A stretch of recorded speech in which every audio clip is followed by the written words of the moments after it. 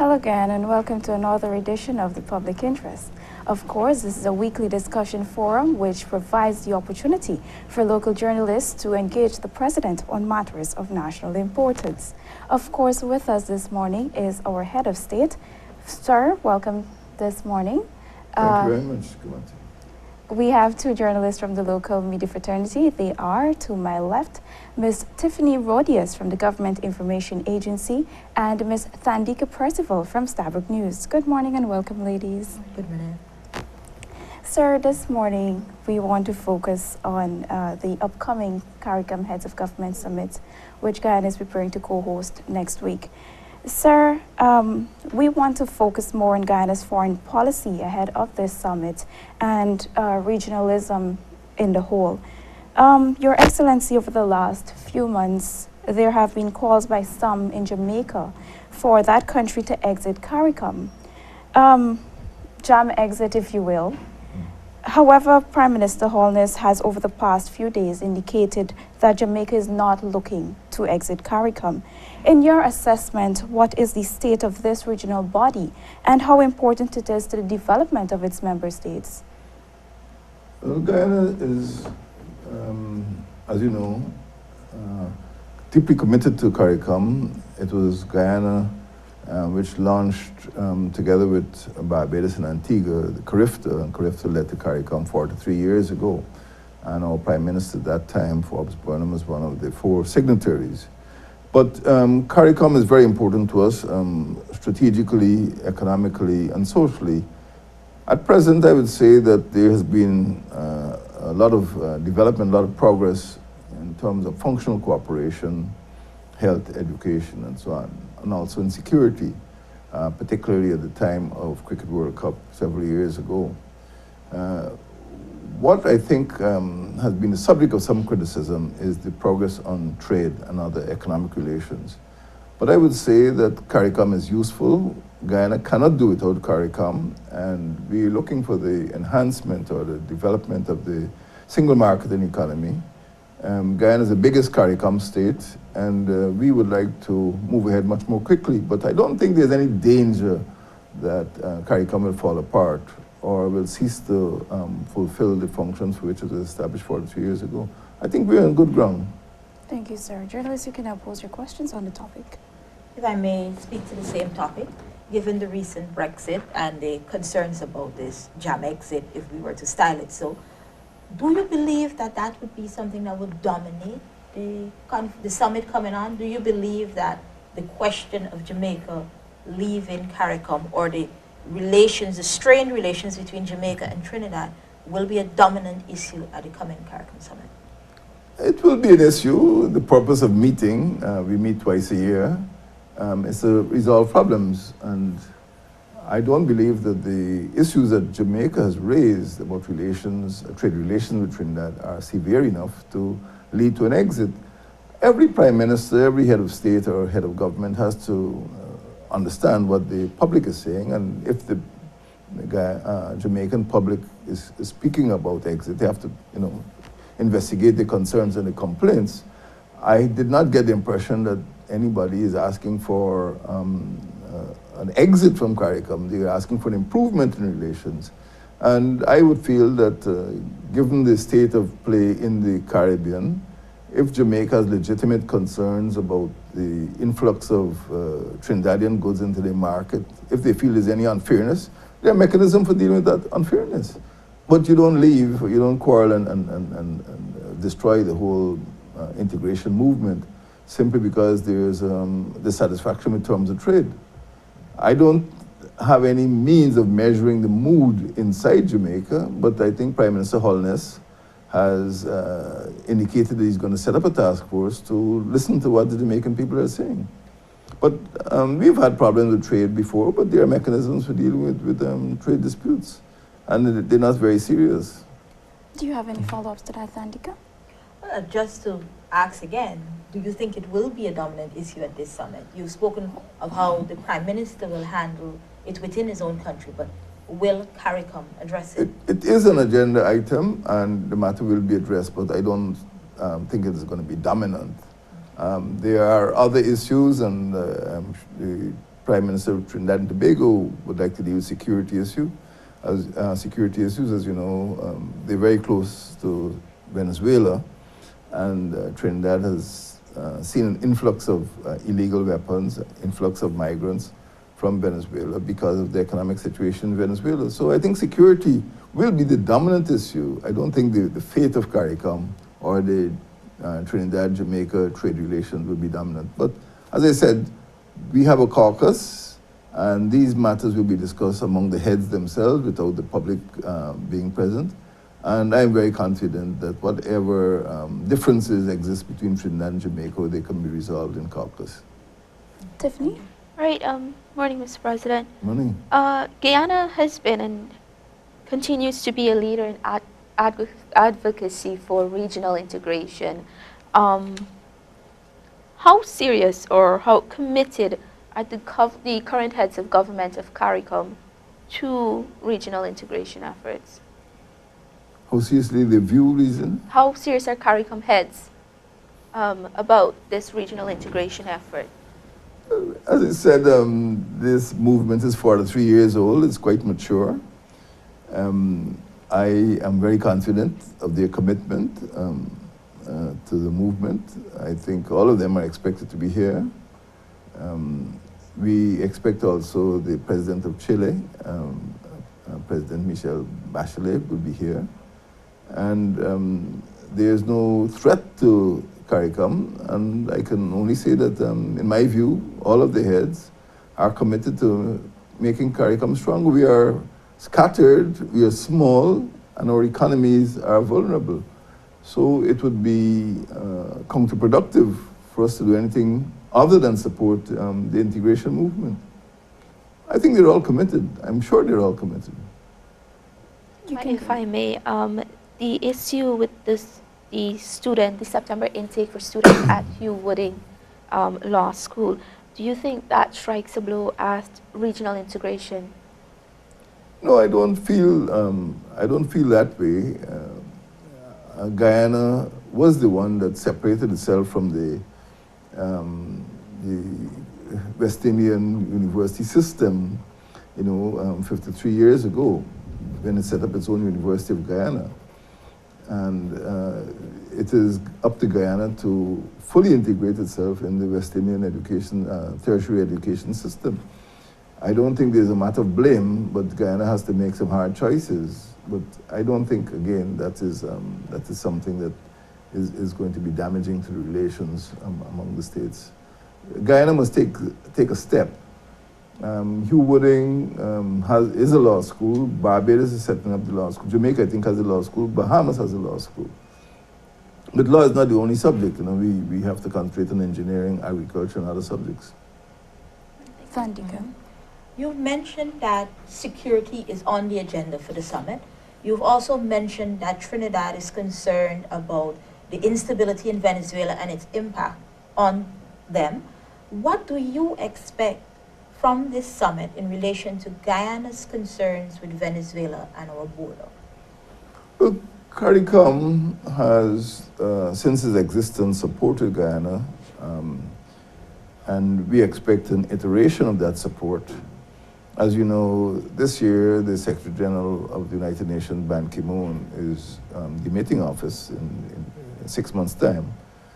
And Guyana has articulated clearly to him and to our colleagues in Caricom our desire to proceed to a juridical settlement. And we're expecting Caricom to stand behind us and call upon the Secretary General of the United Nations to do what he's entitled to do, authorized to do under the Geneva Agreement, and also to call on Venezuela to accede to Guyana's requests to have the matter resolved in a juridical way.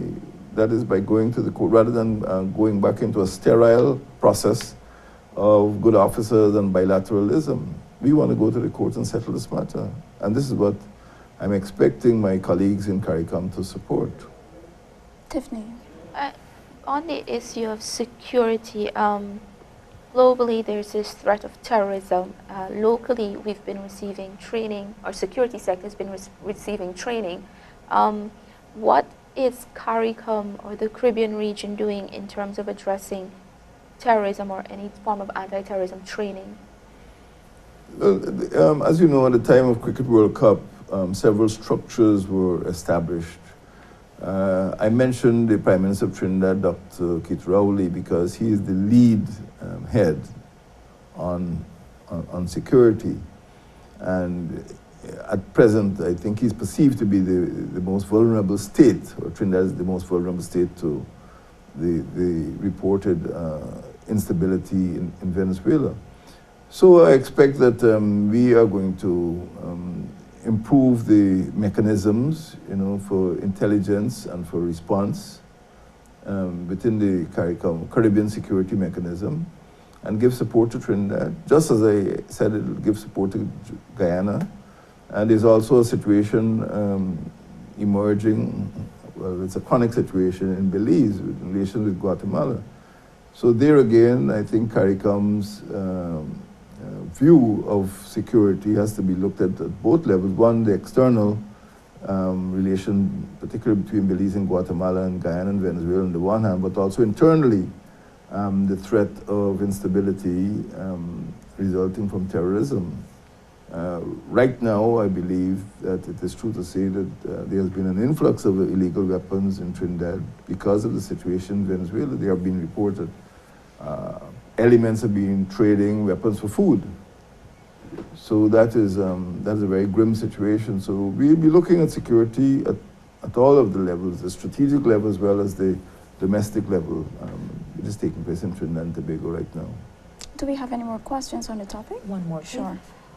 Notwithstanding the developments that you've recently mentioned, or the progress within Caricom that you've mentioned, there are those who continue to argue that Guyana really should hitch its developmental horse to the South American continent and leave behind a Caricom that cannot seem to move past certain deadlocks. What are your views on this? Well, it's a difficult question because Guyana is seen as a bridgeway between, or the bridge between the Caribbean and the continent. And we are the only English-speaking country in the continent. But at the same time, our infrastructure is underdeveloped. And we have not been able to exploit our geographical, good fortune in being close to one of the BRICS, one of the developing states of the most rapidly developing states in the world. That is Brazil. But we need, if we are to develop our relations with the continent, we need to build bridges and highways into Brazil so we can go south. In terms of Caricom, I cannot say why it has been moving so slowly over the years, but the first diplomat I met after I was sworn in was the Secretary General of Caricom to emphasize my commitment to Caricom. Things can go more quickly if there is the will by the heads of government. And I do not believe that Caricom is sick. I think that with some commitment on the part of the heads of government, we can go more quickly. There's nothing fundamentally wrong with Caricom. What is wrong with Caricom is that we have not been implementing some of the measures we agreed to. Thank you, Mr. President. If I can just shift your focus a bit. The world seemed somewhat surprised by the referendum vote by the United Kingdom, which signals their intention to leave the European Union. What impact, if any, do you believe this may have on trade relations between Guyana and Caricom with the United Kingdom? Well, speaking for Guyana, the British High Commissioner here has already made some remarks. Our own foreign minister has made some remarks. And in their assessment, Guyana is not likely to suffer from the impending withdrawal of the United Kingdom from the European Union. Of course, there are some uncertainties, but largely we are concerned about sugar, the sugar market. I was not shocked. I think what is disturbing is the sort of motivation of some of the advocates for leaving European Union and some of those arguments, seem to border on fear of migration and a desire for Britain to retain its glory as a former empire. Whether those two concepts are valid in the modern world, is doubtful.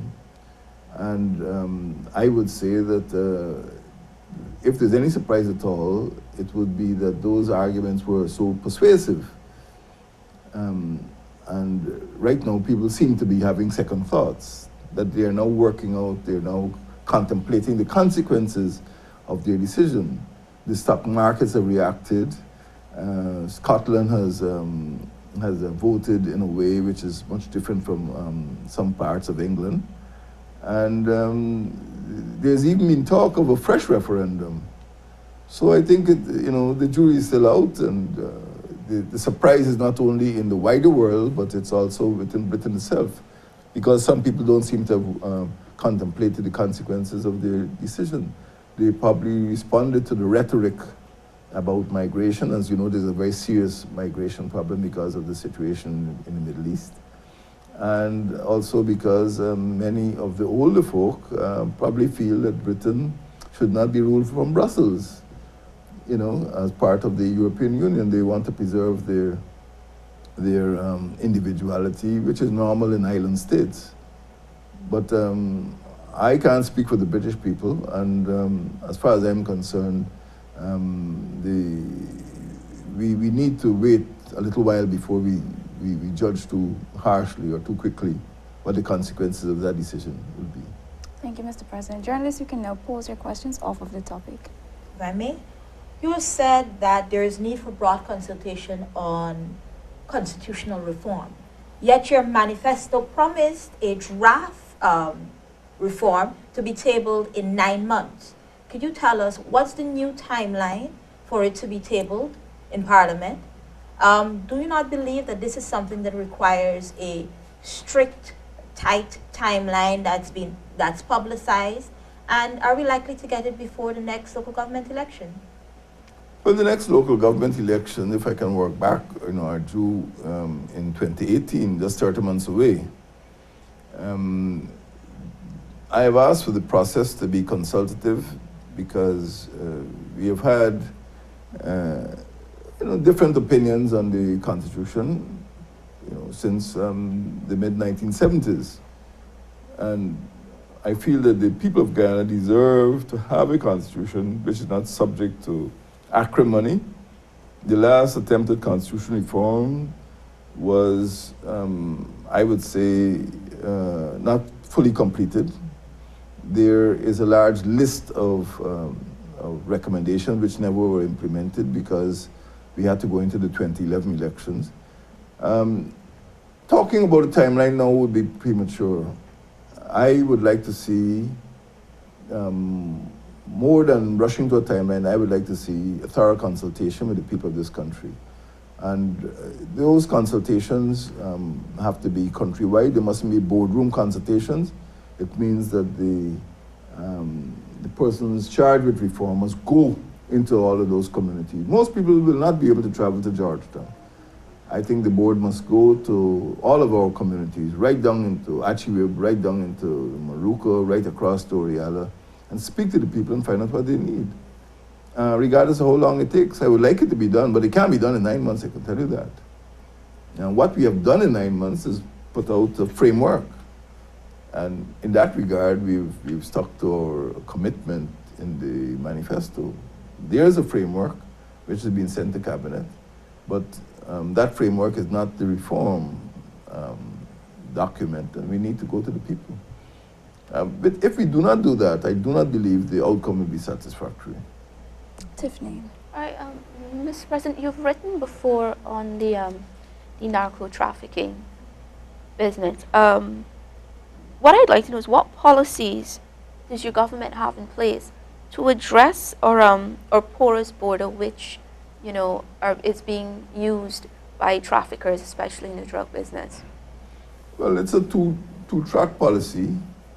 In the first instance, we have to continue to work with our partners because the borders of Guyana are so long, and there's no way we can ever patrol those borders effectively. So we're working with people like the United States DEA, people who have equipment and resources to assist us. Internally, we have set up a new organization called NANA, the National Anti-Narcotics Agency. It is evident that more or less for the last 20 years, the national drug strategy plans, which were produced by the previous administration, were never really enforced. Right now, every single week, I chair the National Security Committee, and it is our conviction that unless the anti-narcotics drive is managed at the highest level, it will not succeed. And internally, we have not only created this National Anti-Narcotics Agency, but we are implementing the current National Drug Strategy Master Plan, and we are strengthening under the next budget. We're going to be strengthening the three agencies which are concerned with anti-narcotics operations. One is CANU, two is the Police Anti-Narcotics Unit, and three is the Guyana Revenue Agency Counter-Narcotics Unit. There are three units functioning.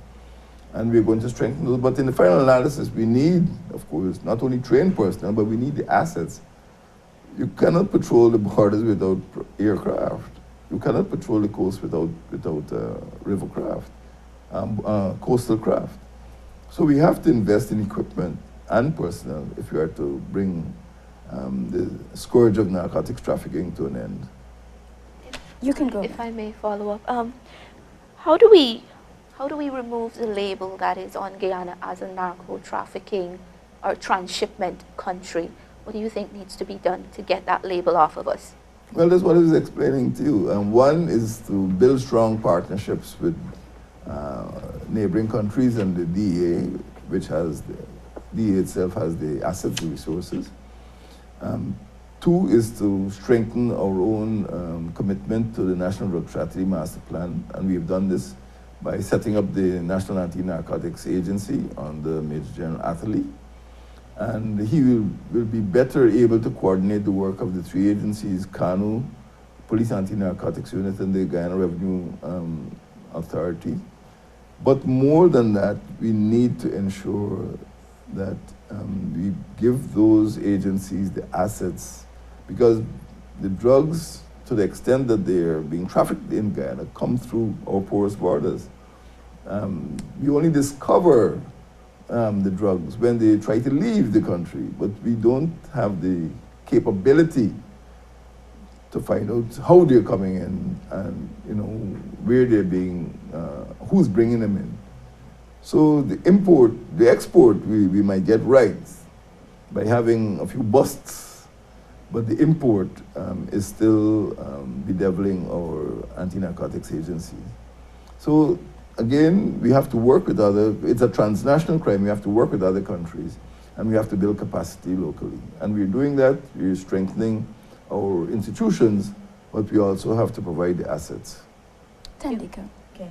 Mr. President, there are those who've accused your administration of election gimmickry in relation to some of the campaign promises. If I may highlight two of those. One, the reduction of VAT, and two, the creation of jobs. There are those who said it's been a year, there's been no reduction in VAT, that was just an election gimmick. And there are those who said, especially in light of you having said that it is not your administration having said that it's not their job or their mandate, as it were, to create jobs, that you are backpedaling on your promise of job creation. How do you respond to that, to those accusations in those areas? Well, as far as VAT is concerned, there has been a review of the entire taxation policy. I don't believe that we are going to retain it. I can't speak right now. As you know, we want to present the budget in December. So it is possible that VAT would be reduced. Right now, there was no justification, because when we got into government, things were not as we expected. We had to find about $10 billion to to bail out Gaisuko alone. It is a major problem. There are other areas that we need to provide funds for, particularly in education. But we have not been able to reduce VAT simply because the money is not there, and we have to be spending money on bailout, and we still have to. We're now in discussion with the public service, so it is not as easy as it looked, and perhaps it might have been imprudent to give ourselves a commitment at that point in time. But I would say that philosophically, it is something that we could achieve, but not now. Secondly, as far as the job creation is concerned, it is difficult to provide jobs to school leavers, particularly if they're not qualified. And what we've discovered is that there are about 4,000 children dropping out of our schools every year. Many of those people are, as they stand, unemployable, simply because they have not completed their primary or secondary education. Nobody wants to employ them. So it's not a matter of the government giving them jobs. We have to ensure that we get people back in school, and the trust in getting children to school has been quite evident. The second thing is that many of the jobs will have to come from self-employment. That is to encourage young people to become entrepreneurs, to acquire equipment, to go into agro-processing, and to create jobs within their communities. There's no prospect or there's no possibility that the government could simply start to employ young people. We have done this in the hinterland. There's a hinterland youth employment program, and there are other local programs like at the Kurukuru College. But we will not be able to provide jobs by the 1,000 people. 4,000 people are dropping out of the schools every year. We cannot promise to employ every one of them. We have to get them back in schools, and we have to get them back in the education system so that we can depend on some form of self-employment. And this is what we're working towards, self-employment. Tiffany, you have no more questions? And Tandika, you can go ahead. Okay. Your ministers have been accused of frequent non-essential travel. Do you believe that this is the case? And if so, is this a matter that you've raised with them? It is a matter that has been discussed in Cabinet, and Cabinet has to approve every overseas trip. Whether it's essential or not is something that we discuss, and we make a decision in the national interest. And I don't think you can say that we embark on essential trips. So it is something that is scrutinized at the ministerial levels, also scrutinized at the cabinet level. And we try to ensure that every trip is necessary. We just have time for one more question. So. Okay, there's still been no formal dialogue between your government and the main opposition, the People's Progressive Party, Civic, despite the overtures. How do you, or what do you intend to do to pass this seeming deadlock? I don't think there's a deadlock. There has not been any approach on the part of the leader of the opposition, but we are prepared to embark on talks whenever he's ready. There is no issue now before us which requires an engagement. It's not just a question of sip and chat. If there is an issue, we will meet. And this is clear to the leader of the opposition, and I'm quite willing to engage in talks whenever the need arises. Thank you, Mr. President. Thank you, journalists.